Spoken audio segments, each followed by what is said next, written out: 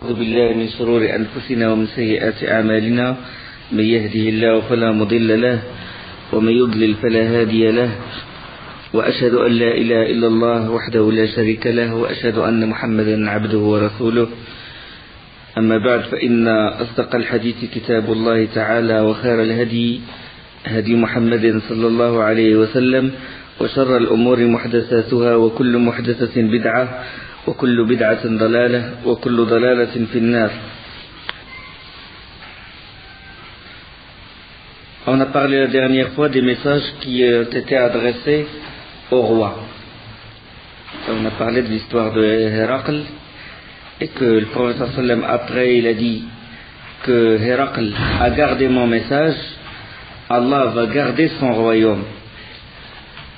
Et Kisra il a déchiré mon message, Allah va disloquer son royaume. De même le Négus il a déchiré mon message, Allah va disloquer son royaume. Le Négus, c'est pas le premier Négus, c'est pas Ashana, rahimahullah, c'est pas celui qui est mort musulman, mais l'autre Négus qui l'a succédé. Donc Allah subhanahu wa ta'ala, il a anéanti le royaume de Kisra et le royaume du Négus. Et celui des Romains, il existe jusqu'à nos jours. Ça veut dire que les Romains, ils ont toujours, les croisés, les chrétiens, ils ont toujours un pouvoir. Alors que celui de Kisra, il a été anéanti, carrément. Les Abyssins n'existent plus. Donc ça concernant, il a envoyé des messages pour propager la da'wah. Et on a parlé de ces messages-là, et on a parlé de Ghazwat Mu'ta. La dernière chose dont on a parlé, c'est Ghazwat Mu'ta, où le prophète sallam il a préparé une armée qui doit aller jusqu'aux frontières de la Syrie et combattre les Rassanides qui ont tué ses émissaires. Et il a dit c'est Zayd ibn Haritha qui va prendre l'étendard, et si Zayd ibn Haritha est tué, c'est Ja'far ibn Abi Talib qui va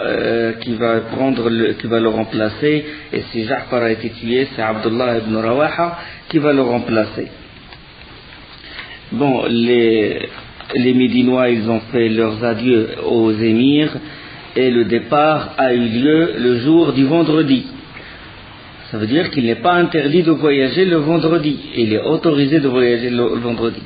Ce qui est déconseillé, c'est de faire le départ à l'heure de Zohr, c'est-à-dire à l'heure où s'approche la khutbah de Jumu'ah. C'est à ce moment-là que c'est déconseillé de voyager. Puis Abdullah ibn Rawaha radiyallahu anhu, il s'est dit voilà, je vais rester à Médine, je vais faire la Jumu'ah avec le prophète sallallahu alayhi wa sallam, et je vais rejoindre le contingent, je vais rejoindre mes frères.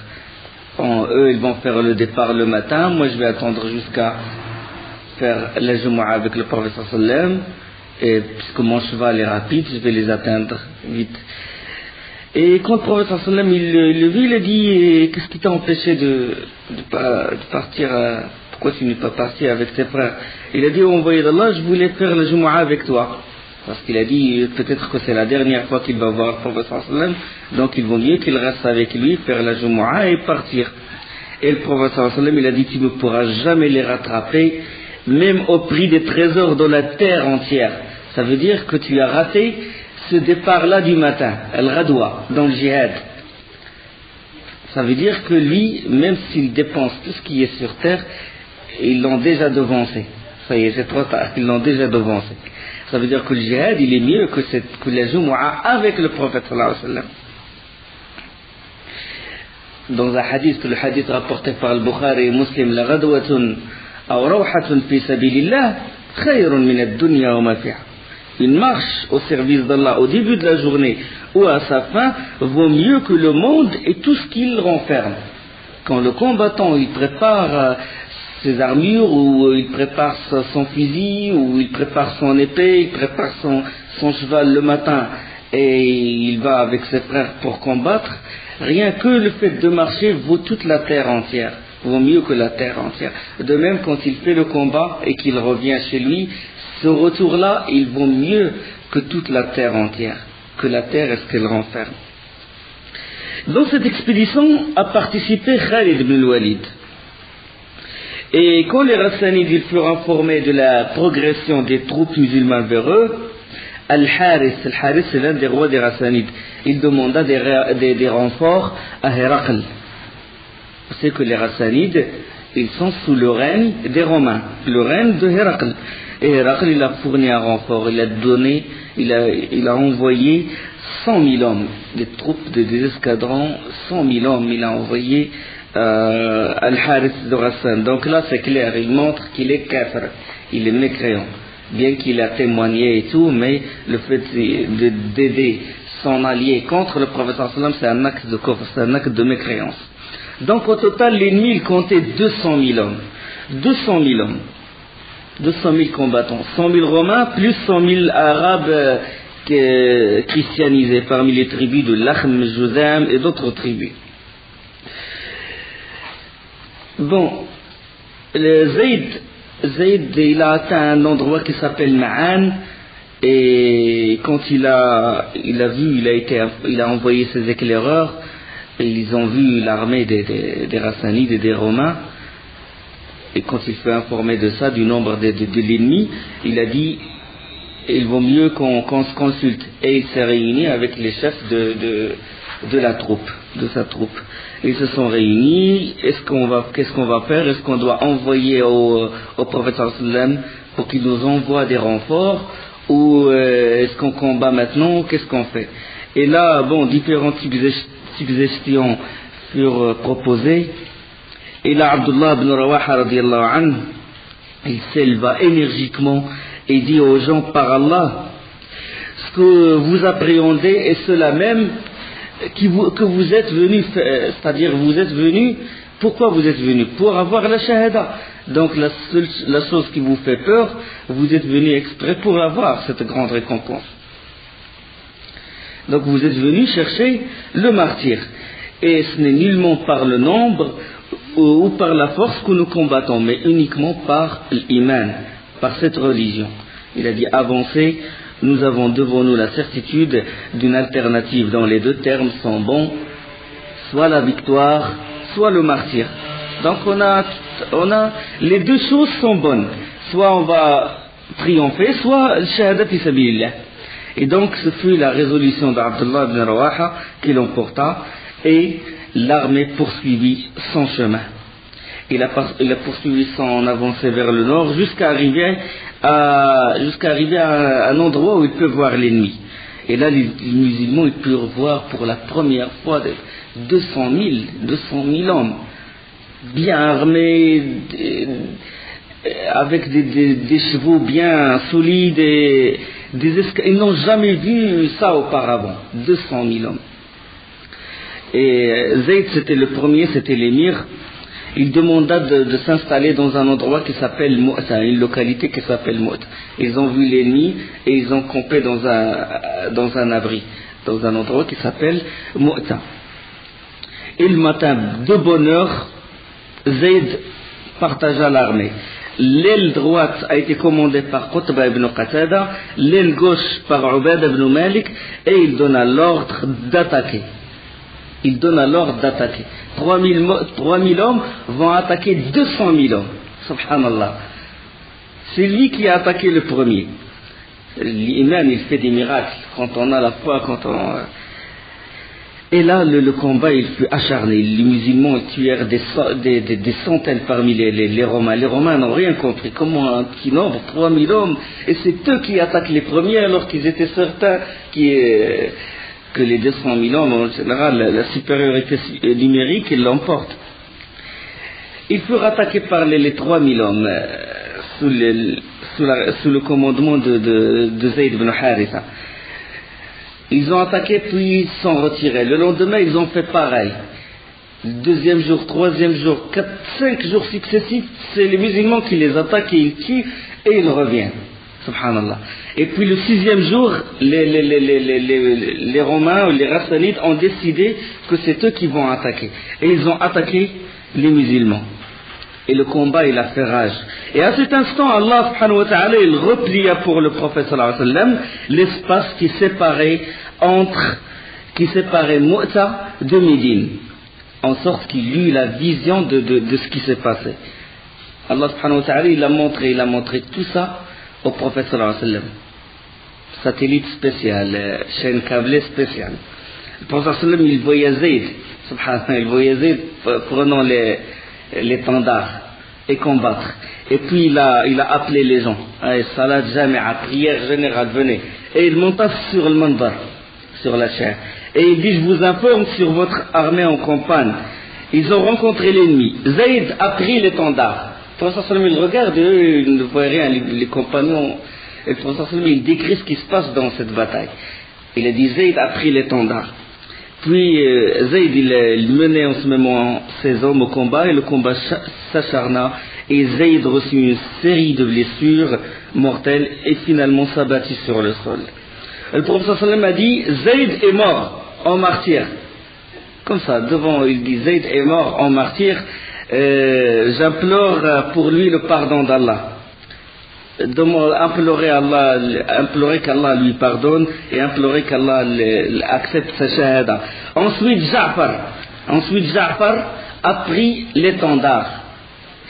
Ja'far, il rentra, il prit l'étendard, il rentra dans l'ennemi, il combattit en déclamant, en récitant des poèmes. Il dit, Ya habbaza al-jannata wa iqtirabuha طيبة وباردا شرابها والروم روم قد دنا عذابها كافرة بعيدة أنسابها علي إذ لاقيتها ضرابها. C'est le paradis si proche, heureux séjour, frais des alterments, ici des Romains, génération au châtiment proche, mécréants et loin leurs alliés, je m'oblige au combat à les pourfendre. Hadith rapporté par Ibn Hisham. Il scandait ces vers-là et il combattait. Et quand il s'est retrouvé au milieu de l'ennemi, ça y est, il ne peut plus sortir. Il reçut beaucoup de blessures et il est serré, il est entouré des Rassanides, des Romains. Et il a reçu beaucoup de blessures. Quand il a su qu'il ne va plus s'en sortir, il est descendu de son cheval et il tua son cheval. Il tua son cheval et ce fut le premier cheval tué dans une bataille. Ce fut le premier cheval traité ainsi dans une bataille, c'est-à-dire que le cavalier il descend, il tue son cheval. Bon, les savants, ils ont autorisé ça, c'est-à-dire que si tu as un bon cheval, si l'émir il a un très bon cheval, il ne veut pas que les koufars, l'ennemi, bénéficient de ce cheval-là, il le tue. On peut extrapoler par exemple sur c'est pas un tank où il met une grenade dans ce tank, il le bombarde, s'il sait qu'il va être tué pour que l'ennemi ne bénéficie pas de son arme, si vous voulez. Ça rentre dans la jurisprudence concernant le djihad, fiqh al-djihad.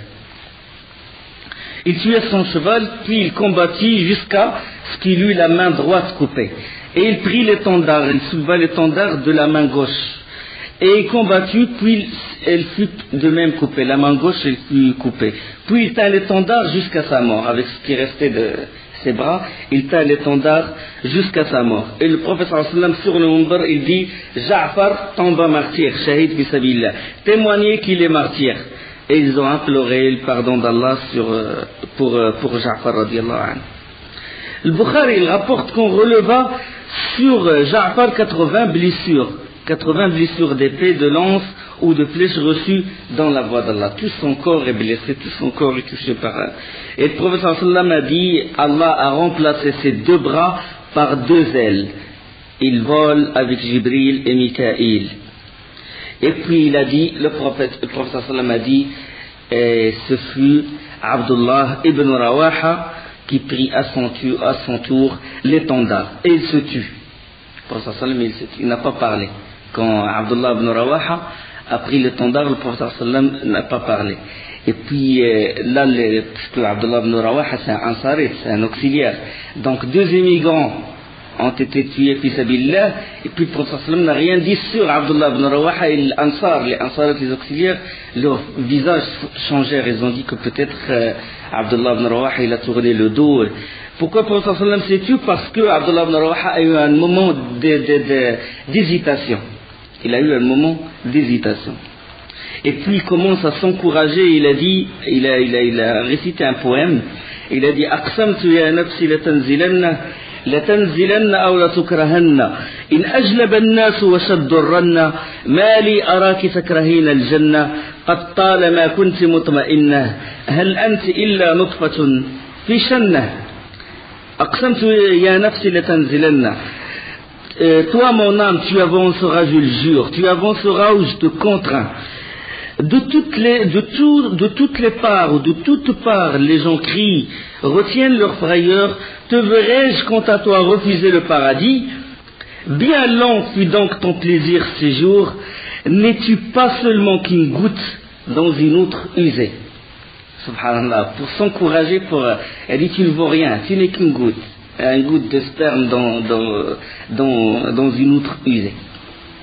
Et puis il dit également Ya nafsu illa tuqtali tamuti hadha himamul mauti qad saliti wa ma tamannayti faqad u'titi in taf'ali fi'lahuma huditi. Toi mon âme, si tu n'es pas tué, tu mourras un jour. Voici le vent de la mort qui t'effleure. Ce que tu espérais, tu l'as eu. Si tu fais comme eux, tu es guidé. C'est-à-dire si tu fais comme eux, tu fais comme Ja'far radiallahu anhu et tu fais comme Zayd ibn Haritha. Puis il descendit de son cheval et l'un de ses cousins lui en lança un os recouvert de viande parce qu'il combattait toute la journée, il n'avait même pas le temps de manger. Et puis il lui a dit restaure-toi avec ce morceau, tu es bien épuisé. Et puis il prit cet os et puis il en mordait une bouchée. Puis entendant le fracas de l'épée et tout le tumulte, si vous voulez, de la guerre, il le jeta. Il le jeta et en train de dire, en disant, tu es encore vivant, et il rentra dans l'ennemi, il est mort. Lui aussi combattit vaillamment jusqu'à sa mort.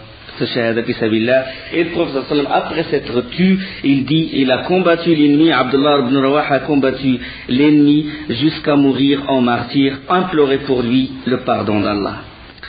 Et il a dit dans un autre hadith, ils ont été élevés au paradis sur des lits d'or. Je vise une différence dans le lit de Abdullah ibn Rawaha par rapport aux deux autres. Les compagnons, ils demandèrent la cause, et puis le prophète sallam, il a dit, ils s'y sont engagés immédiatement, et lui a hésité, puis s'est engagé. Donc ce moment-là d'hésitation a fait que son trône, à lui, son lit, soit un peu plus loin que celui de Ja'far et de Zayd radiyallahu anhu. Donc c'est ça l'importance du jihad fi sabilillah. Donc quand l'étendard est tombé, personne ne le prit. Le prophète sallam n'a désigné personne pour prendre l'étendard. Il a désigné Zayd, il a désigné Ja'far, il a désigné Abdullah ibn Rawaha. Donc les trois émirs ont été tués et les musulmans, qu'est-ce qu'ils ont fait? Personne n'a pris l'étendard, ils commencèrent à prendre la fuite. Le nombre très important de l'ennemi. Abu Rafi' radiallahu anhu, il disait, ça y est, c'est une vraie défaite. Ce que je vois devant moi, c'est une vraie défaite. Tout le monde fuit, les musulmans. Il dit, je ne vois pas deux personnes ensemble. Deux personnes, c'est-à-dire que toute la troupe est défaite. Les musulmans sont dispersés. Et subhanallah, ce fut Thabit, un badriste qui a participé à la bataille de Badr, qui se saisit de l'étendard. Qui peut se saisir de l'étendard en ce moment-là? En plein, c'est-à-dire c'est un danger, il n'est pas protégé. Zayd, Ja'far, quand ils prennent l'étendard, ou Abdullah ibn Rawaha, ils sont toujours, parce que celui qui prend l'étendard, il est toujours protégé par ses frères. Là, au moment où tout le monde se disperse, lui, il se saisit il s'est mis en danger et il a pris l'étendard. Et puis les musulmans commencèrent à se réunir autour de cet étendard-là. Et le premier qui l'avoir rejoint, ce fut Khalid ibn al-Walid, radiyallahu anhu. Et puis Thabit harangua les combattants et il dit, assemblée de musulmans, entendez-vous sur un homme, c'est-à-dire choisissez un homme parmi vous. Et ils ont dit, c'est toi Thabit, c'est toi le premier qui a pris l'étendard. Il a dit, je ne puis accepter. Et puis ils se sont mis d'accord sur Khalid ibn al-Walid, radiyallahu anhu. Le hadith, il est rapporté par l'imam Ahmed. Dans une autre version, Khalid commença par refuser cet honneur. Il a refusé, et puis Thabit, il a dit, je ne l'ai pris que pour toi. Il a dit, maintenant ce n'est plus une question de courtoisie, que je sois un badri, soit un immigrant, c'est une question de quoi? De compétence. Khalid Ils l'ont connu, il vient de se convertir, même pas 4 mois, et pourtant ils ont dit c'est toi qui vas être l'émir. Pourquoi? C'est une question, c'est pas d'ancienneté dans la religion, c'est une question de compétence. C'est un homme compétent dans la guerre. Donc il faut donner la responsabilité à celui qui la mérite. Khalid leva l'étendard. Et ceux qui ont pris la fuite, ils sont retournés, et puis ils regroupa d'une vitesse, d'un grand responsable, d'un grand guerrier, il regroupa les combattants, et il resserra les rangs, il distribua les responsabilités d'une vitesse, et puis il attaqua de nouveau. Et l'ennemi fut stupéfait. Comment ça se fait qu'une troupe défaite et se réunit d'une telle vitesse? Ça, c'est l'éminence de Khalid radiallahu anhu. Et il attaqua, ils tuèrent plusieurs parmi l'ennemi. Et le prophète sallallahu alayhi wa sallam, il a dit, ensuite prit l'étendard, un glaive parmi les glaives d'Allah, Khalid ibn al-Walid. Oh Allah, donne-lui la victoire. Et là, alors, là, le combat, il fut acharné. Et la victoire des Romains s'est transformée en défaite. Puis la veille du dernier jour de Mu'ta, Khalid ibn Walid, il prépara un plan. Il prépara avec les autres chefs, il prépara un plan. Il a partagé sa troupe. Il a dit que les gens qui d'habitude sont toujours devant, je vais les mettre derrière. Et ceux qui sont à droite aussi, je vais changer, si vous voulez, la physionomie de la troupe, et je vais mettre de nouveaux étendards, et il fait un tour autour du camp, et il commença à chercher, à toucher la terre jusqu'à trouver une région poussiéreuse, là où il y a de la poussière. Et puis il a marqué ce terrain-là. Ça, c'est toujours le plan qu'il était en train de... Puis le lendemain, l'ennemi, quand les deux troupes furent face à face, l'ennemi s'est mis à s'étonner quand il voit de nouveaux visages, de nouveaux étendards, mais ils ont dit ce jour-là, ils ont eu des renforts, de nouveaux visages, de nouveaux étendards. Ils étaient étonnés. Déjà 3000, ils n'ont pas pu les vaincre, alors maintenant il y a d'autres combattants supplémentaires et commencèrent à avoir peur. Et puis tout d'un coup, il y a une troupe de cavaliers qui piétina la terre poussiéreuse, tout un nuage de poussière a jailli comme ça. Ils ont dit un autre renfort. C'était juste un petit nombre de cavaliers, mais puisque la terre est poussiéreuse et que les chevaux piétinent cette terre-là, la poussière elle a monté et ça fait tout un nuage. Et là, leur cœur est monté dans les gorges.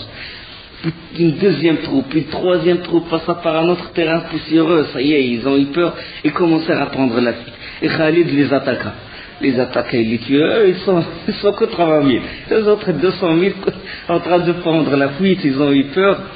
Et Khalid, il le dit lui-même dans un hadith rapporté par Al-Bukhari. Il dit, le jour de Mu'ta, j'ai frappé l'ennemi au point de casser 9 épées. 9, je les ai cassés. Et il n'est resté dans ma main qu'une côte de maille yéménite. Toutes les épées, il les a cassées. Hadith rapporté par Al-Bukhari, 4265. Et nombreux mécréants ont été tués ce jour-là, et blessés, ils commencèrent à fuir, et les musulmans les poursuivirent et les tuèrent. Jusqu'à atteindre même leur roi, c'est-à-dire le frère de Héracl, Théodore. Et durant cette attaque, Khalid demanda d'arrêter. Il a dit non, ne les poursuivez pas. Arrêtez. Les autres, ils fuirent. Et Khalid, il demanda aux musulmans de ne plus les poursuivre. De ne plus les poursuivre. Et l'armée, s'arrêta. Puis il demanda aux musulmans de se retirer. Puis l'ennemi, il s'arrêta. Il a dit comment. Là, c'est une autre tactique. Il va nous mettre dans une embuscade, il se retire. Leur chef Théodore, il a dit arrêtez, il ne faut pas s'avancer parce qu'ils vont nous mettre c'est un piège. Et Khalid, il se retirait jusqu'à une certaine distance. Il a dit allez, on retourne à Médine. Il a dit on veut un retrait sans dégâts parce qu'ils sont plus nombreux quand même, et en plus on n'est pas dans notre terre. On n'est pas sur notre terre. Là, on avance vers les Romains. Ils peuvent avoir des renforts, ils peuvent nous encercler. Donc, et ce fut certains savants, certains spécialistes des maghaz et des djihad, ils ont dit que c'est le premier retrait en histoire où il n'y a pas eu de victimes. C'est-à-dire, en général, quand une armée il se retire, toujours il laisse des séquelles. Toujours elle perd des hommes. Elle perd des hommes. Parce que le retrait, c'est dangereux de se retirer. Mais lui, il a réussi à faire ce retrait-là sans perdre des hommes. Et là, la formation elle parvint à Médine, mais elle parvint à modifier. Les gens de Médine, ils ont eu la nouvelle que Khalid, il s'est retiré par peur. Il a fui dans le sentier d'Allah, ça veut dire qu'il a tourné le dos. Et Khalid et toute la troupe, ils furent accueillis par les jets de pierre, les femmes, ils leur jetaient de pierre, les enfants. Faratum fi sabilillah, vous avez fui dans la voie d'Allah, vous avez fui dans la voie d'Allah, au point que des compagnons, ils n'ont pas réussi de rentrer chez eux. Un des compagnons raconte, il dit, j'étais blessé, fatigué, j'ai voulu rentrer chez moi, la porte était fermée, ma femme, il n'a pas voulu m'ouvrir la porte, il a dit, tu n'es pas un homme. Tu n'es pas un moujahid. Tu as fui dans le sentier d'Allah, tu ne vaux rien. Il n'a pas laissé rentrer. Il a dit retourne. Et ce fut le professeur qui réagit, il réunit les gens, il a dit ce ne sont pas des fouillards. Ce ne sont pas des fouillards, mais plutôt ceux qui se replient pour attaquer de nouveau.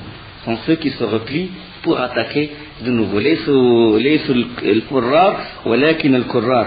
الله سبحانه وتعالى يا أيها الذين آمنوا إذا لقيتم الذين كفروا زحفا فلا تولوهم الأدبار ومن يولهم يومئذ دبره فقد باء بغضب من الله يا أيها الذين آمنوا إذا لقيتم الذين كفروا زحفا فلا تولوهم الأدبار ومن يولهم يومئذ دبره إلا متحرفا لقتال أو متحيزا إلى فئة فقد باء بغضب من الله ومأواه جهنم وبئس المصير.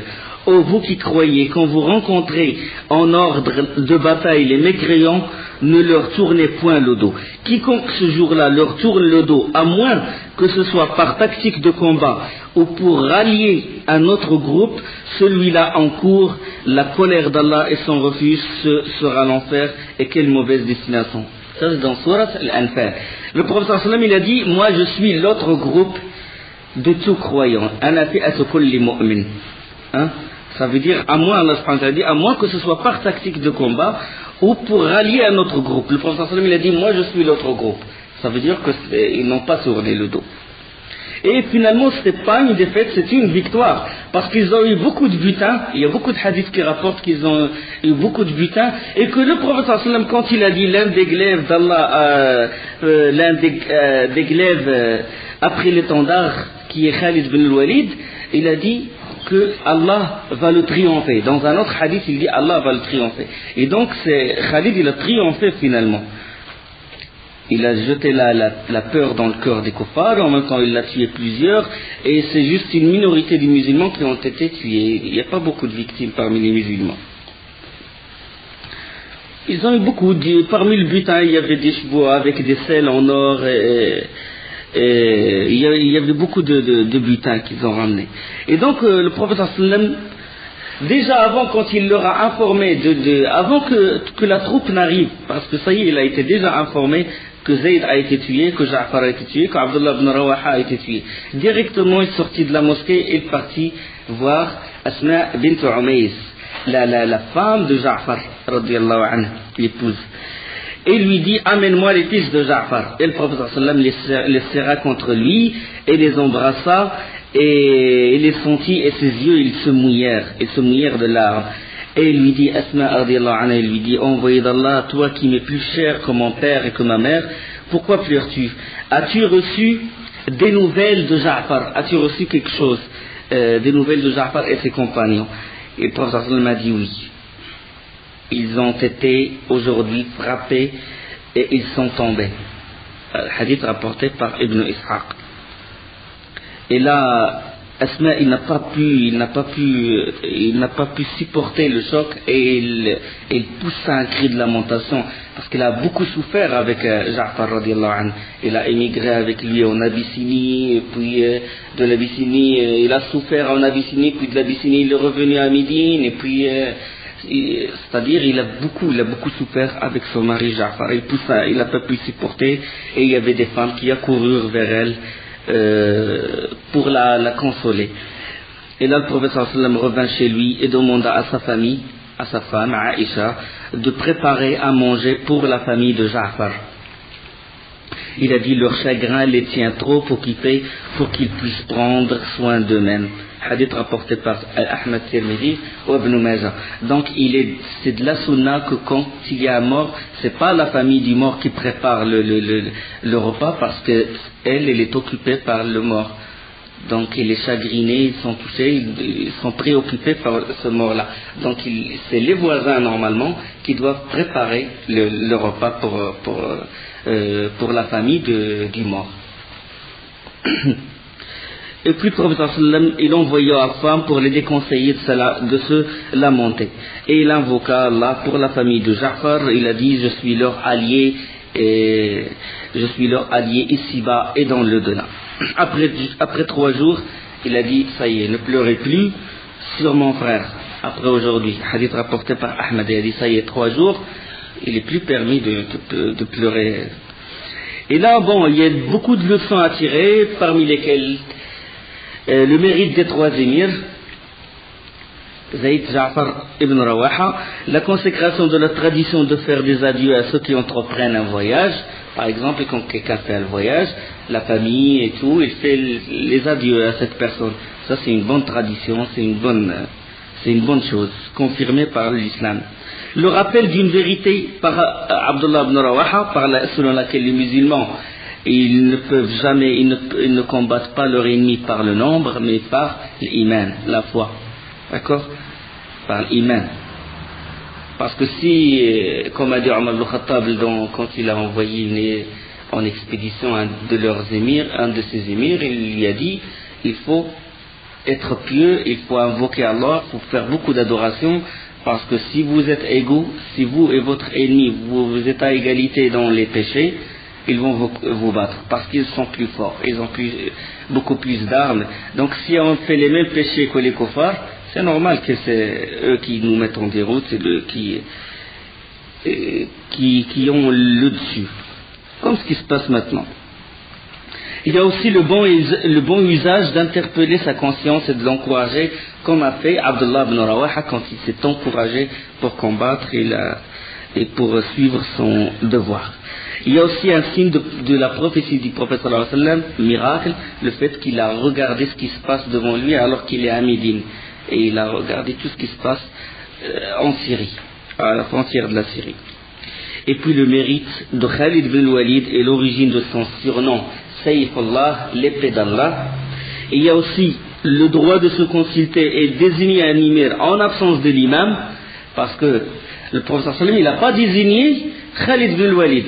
Donc s'il n'y a pas l'imam qui désigne, il est absent, il est loin, et que la situation, il demande qu'on désigne tout de suite un émir, les combattants, ils ont le droit de désigner un émir. Et c'est ce qu'ils ont fait, ils ont désigné Khalid ibn Walid, et le prophète sallam a confirmé Khalid ibn Walid.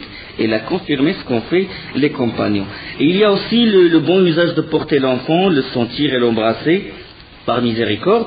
Il a aussi le droit de pleurer, d'accord, et l'interdiction de se lamenter.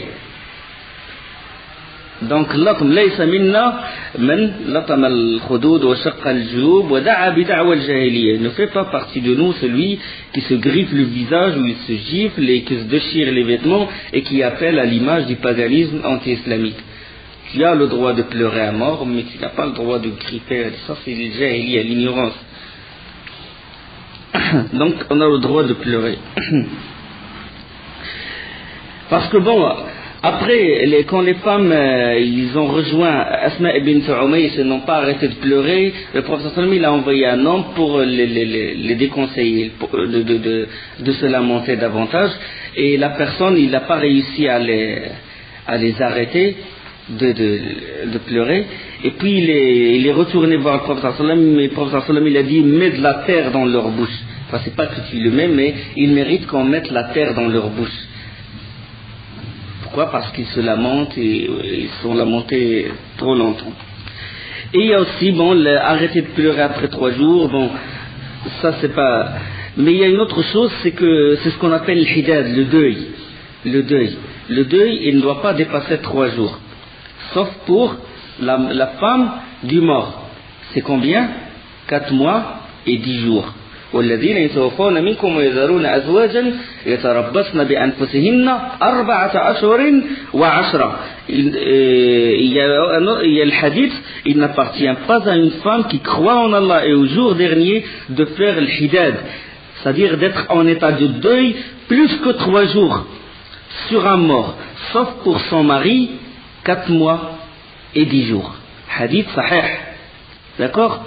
Donc une femme ne doit pas être en état de deuil sur une personne qui n'est pas son mari, qui n'est pas son mari. Elle a le droit de le faire 3 jours. Après 3 jours, ça y est. Donc Zaynab bint Jahsh, il y a un hadith de Zaynab bint Jahsh radiyallahu anha, quand son frère est mort, après 3 jours, elle était en état de deuil. Puis après 3 jours, qu'est-ce qu'elle a fait? Elle a demandé qu'on lui ramène du parfum. Et il a mis du parfum. Et il a dit, ce n'est pas par amour au parfum que je désire d'être parfumé, mais parce que j'ai entendu le prophète sallam qu'une femme ne doit pas être en deuil plus que 3 jours sur une personne, sauf sur son mari, 4 mois et 10 jours. D'accord?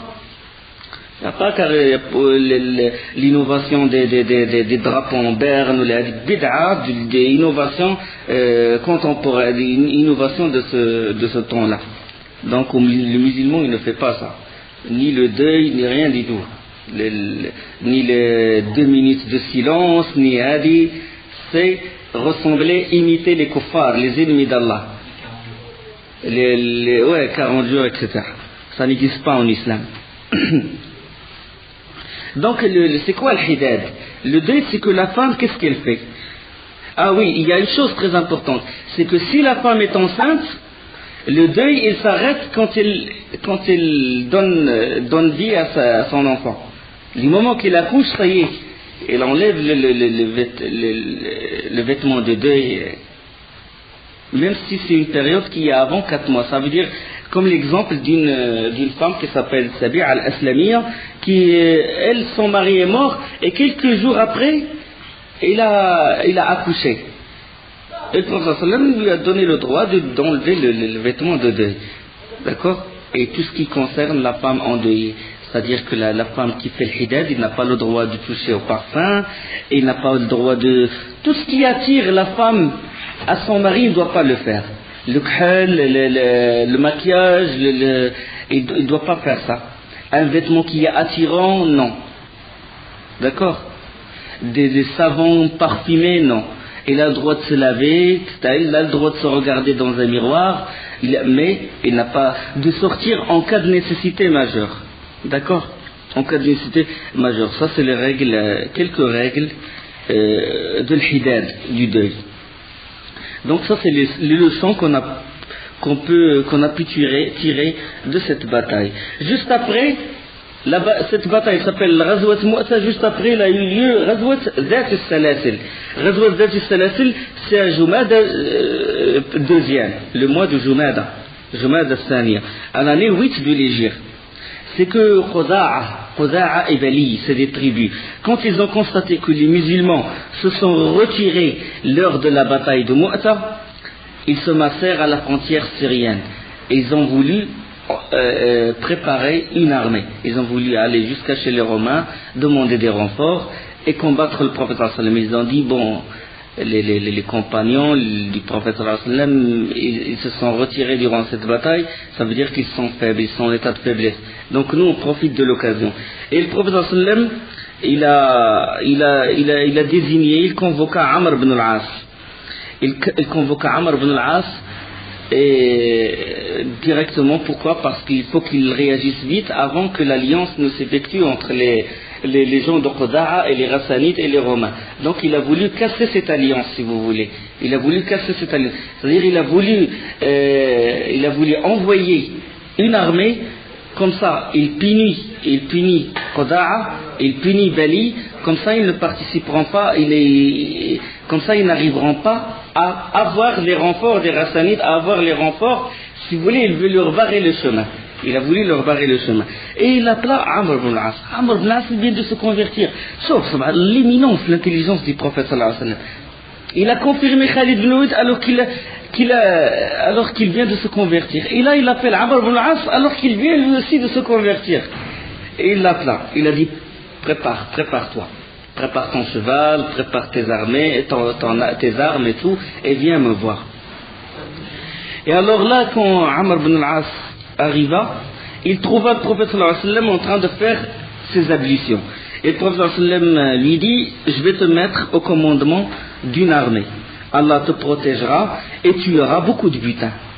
Tu auras beaucoup de butin. Je te donnerai une bonne part. C'est-à-dire, tu vas commander une armée, et Allah va te protéger, tu auras une bonne part de ce butin-là. Et là, Amr ibn al-As, il a dit, je n'ai pas embrassé l'islam pour l'argent. Je me suis soumis par amour à Allah. Je me suis soumis par amour à l'islam. Et pour être en compagnie de l'envoyé d'Allah. Et le prophète sallallahu alayhi wa sallam a dit, Amr, l'argent qui vient d'une acquisition pure mérite d'être dans des mains pures. Ni'ma al-mal as-salih lirrajul as-salih. Quand un homme est pieux, même s'il est riche, il a beaucoup du moment que la personne est pieuse, s'il a beaucoup d'argent, c'est bien, parce qu'il va donner le monde, il va aider, il va construire des mosquées, des écoles, il va financer le jihad fi sabilillah, il va faire beaucoup de choses. Donc, ni'ma al-mal as-salih lirrajul as-salih. L'argent qui vient d'une acquisition pure, il mérite d'être entre des mains pures. Hadith rapporté par Ibn Hibban, 2277, par Imam Ahmed, et dans le Bukhari, dans Al-Adab al-Mufrad. C'est pas dans le Sahih, mais dans un autre livre. Et alors là, il le désigna pour aller combattre Quda'a, la tribu de Quda'a, et sous le commandement de Amr, figure qui? Abu Bakr. Sous le commandement de Amr ibn al-As figure Omar ibn al-Khattab. Sous le commandement de Amr ibn al-As qui vient de se convertir, il figure Saad ibn Abi Waqqas. Les têtes des musulmans sont derrière lui. Lui, il est mien. Pourquoi le prophète l'a désigné? Parce qu'il connaît sa valeur. Il sait qu'il est très rusé. On en a parlé de son histoire quand les Quraysh l'ont envoyé comme émissaire en Église. Comment il a su bien parler en Église.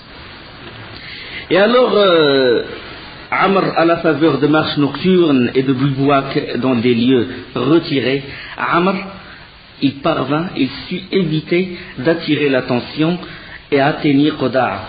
Il marchait la nuit et le jour il se cachait pour ne pas que Quda'a soit au courant de leur avancée.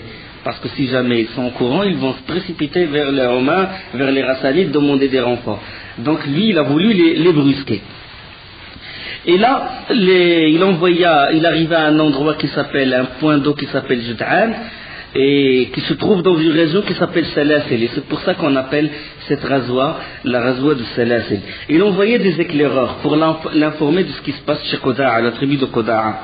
Et les éclaireurs l'informèrent. Il envoya Rafi' ibn Makith al-Juhani. Il envoya Rafi'. Et Rafi' lui a dit qu'il y a beaucoup de monde, qu'il y a beaucoup de combattants dans la tribu de Quda'a. Ils se préparaient, ils préparaient leurs armes. Et là, Amr ibn al-As, qu'est-ce qu'il a fait? Il a envoyé Rafi' ibn Makith, il l'a envoyé au prophète sallallahu alayhi wa sallam. Il lui demanda des renforts. Il n'était que 300 hommes. Il a demandé des renforts. Alors immédiatement un contingent supplémentaire de 200 hommes se mit en route sous le commandement de qui? De Abu Ubaida ibn al-Jarrah, l'un des meilleurs combattants, l'un des grands combattants parmi les compagnons du prophète sallallahu alayhi wa sallam. Et l'un des plus intimes, c'est-à-dire l'un des plus proches du prophète sallallahu alayhi wa sallam. Et on a parlé de son mérite lors de la bataille de Badr. Et Abu Ubaid ibn al-Jarrah, quand il arriva, Amr ibn al-As, le nouveau converti, a dit à Ubaida, c'est moi votre émir. Il a dit, c'est moi l'émir de tout le monde. Toi, tu n'es qu'un auxiliaire, tu viens m'épauler. Et là, certains compagnons, ils n'ont pas accepté la réaction d'Amr ibn As. Ils ont dit, écoute, lui, c'est l'émir des émigrants, il est un émir sur les émigrants, et toi, tu es un émir sur tes compagnons. Il a dit, non. Il a dit, vous êtes pour moi une force auxiliaire. C'est moi l'émir, c'est moi qui dirige. Et alors là, Abu Ubaïda, elle a dit, la dernière chose que m'avait dit le prophète sallallahu alayhi wa sallam, que m'avait commandé l'envoyé d'Allah, c'est de veiller à ce qu'il y ait une parfaite coopération et qu'aucun désaccord ne s'élève entre les deux contingents. Il a dit, plutôt que de risquer que tu puisses me désobéir, c'est moi qui va t'obéir.